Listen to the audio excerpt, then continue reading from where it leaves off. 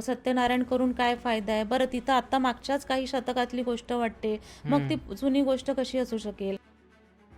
मार्गशीर्षातले लक्ष्मी व्रत करतात, काय उपयोग आहे बरं आत्ताच्या काळात ते लक्ष्मी व्रत करून. आता ती लक्ष्मी व्रताची जी कहाणी आहे त्याच्यात काय सांगितलं की 3 गुरुवार ते श्यामबालीने व्रत केलं, मग 4थ्या गुरुवारी तिचं लग्न होतं. मग आता होईल का असं क्विक एवढं. मग हे सगळे जण जर असं व्रत करतात तर मग सगळे श्रीमंत का नाही आहेत.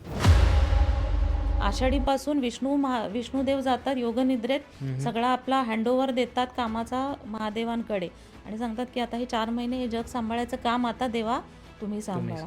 आणि म्हणून मग आपण श्रावणामध्ये आपल्या धर्मातल्या या वेद पुराण शास्त्रांमध्ये आपल्या सगळ्या समस्यांवरती स्तोत्ररूपी उपाय उपलब्ध आहेत.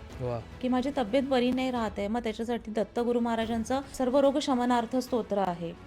खूप संकट येतात एका पाठोपाठ एक, मग त्याच्यासाठी घोर कष्टोद्धरण स्तोत्र आहे.